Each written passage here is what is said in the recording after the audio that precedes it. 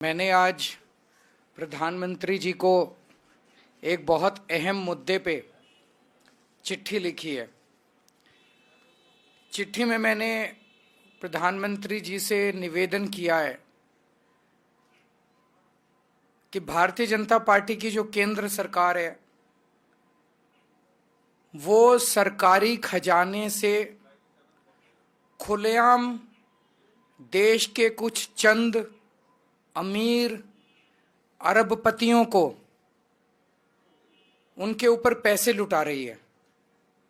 ऐसे लगता है जैसे सारा सरकारी खजाना जनता पे खर्च करने की बजाय सारा सरकारी खजाना कुछ चंद अरबपति दोस्तों पे लुटाया जा रहा है। इसका तरीका ये है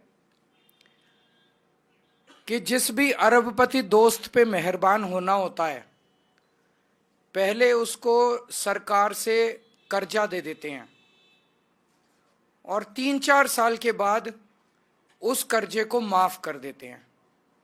तो एक तरह से सरकारी खजाने का सारा पैसा उस अमीर अरबपति के खजाने में चला जाता है, उसके अकाउंट में चला जाता है। पिछले 5 साल में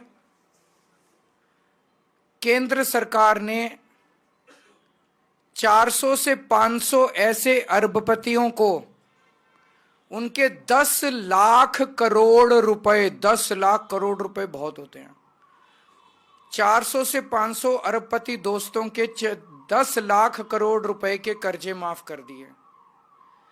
एक तरफ जहां देश का गरीब आदमी, मिडिल क्लास का आदमी दिन ब दिन की जिंदगी में महंगाई और बेरोजगारी से जूझ रहा है, दूसरी तरफ केंद्र का सारा सरकारी खजाना 400 से 500 अरबपतियों के लिए खोल दिया गया पूरी तरह से। अभी थोड़े दिन पहले अखबारों में आया कि इनके एक दोस्त पे 47,000 करोड़ रुपए का कर्जा था। उन 47,000 करोड़ में से 46,000 करोड़ रुपए माफ कर दिए उसके। एक और के ऊपर 6,500 करोड़ का कर्जा था, उसमें से 5,000 करोड़ रुपए माफ कर दिए। ऐसे लग रहा है जैसे लुटाते जा रहे हैं।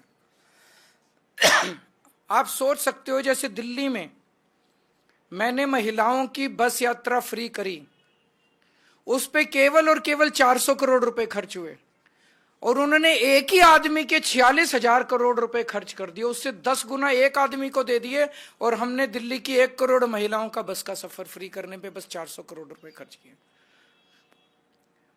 एक मिडिल क्लास का आदमी जो साल में 12 लाख रुपए कमाता है, उस पे केंद्र सरकार ने इतने टैक्स लगा दिए, वो इनकम टैक्स देता है, जीएसटी देता है, सर्विस टैक्स देता है, प्रॉपर्टी टैक्स देता है, एजुकेशन सेस देता है, कैपिटल गेन्स टैक्स देता है, रोड टैक्स देता है। ये सारे टैक्स अगर एक साथ किए जाएं तो 12 लाख इनकम कमाने वाला आदमी कम से कम 6 लाख रुपए अपनी आधी आमदनी सरकार को टैक्स के रूप में दे देता है।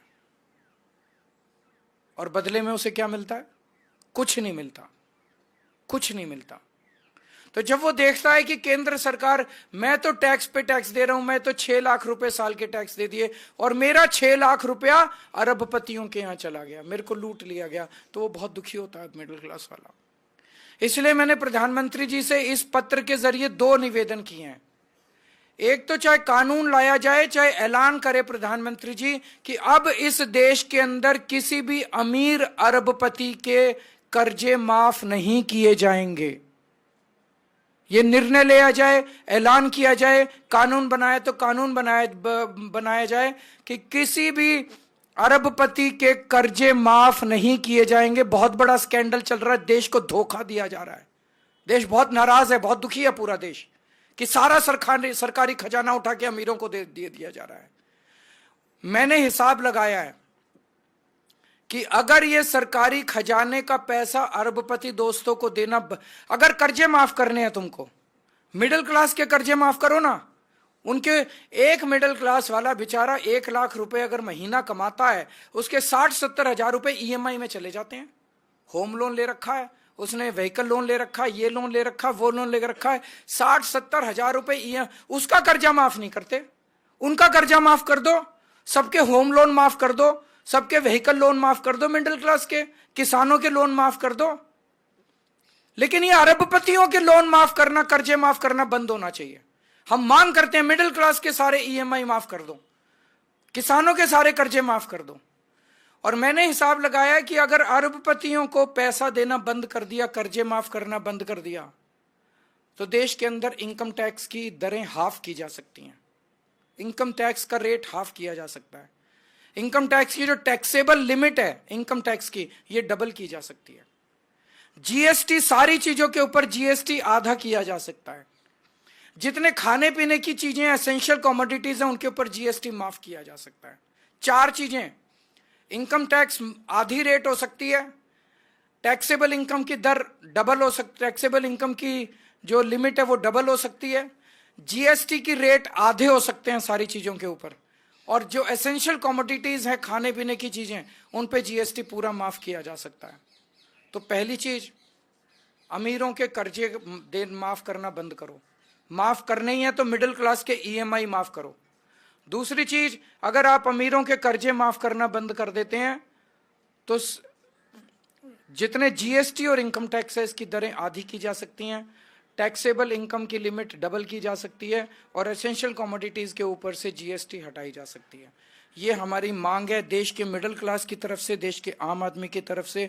प्रधानमंत्री को आज मैंने चिट्ठी लिख के ये मांग की है। अगर इस पे कोई प्रश्न है तो आप पूछ लीजिए। पानी के मुद्दे पे आतिशी जी ने आज एक और चिट्ठी लिखी है। कल सीईओ दिल्ली जल बोर्ड ने जो चिट्ठी लिखी थी उसमें उन्होंने ये कंफर्म किया था कि दिल्ली के अंदर जो पानी आ रहा है उसमें अमोनिया नाम का जहर मिक्स होके आ रहा है। उन्होंने खुद ही कंफर्म किया था। तो आज 4 बजे भगवंत मान जी को और आतिशी जी को चुनाव आयोग ने मिलने का टाइम दिया है। वो दोनों मिलने के लिए इस मुद्दे पे जाएंगे।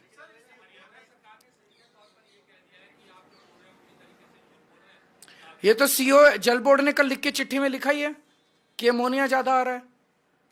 सैनी साहब, वो राजनीति ना करें, पानी के ऊपर राजनीति मत करो, पाप चढ़ेगा तुमको, लोगों की बद्दुआएं लगेंगी।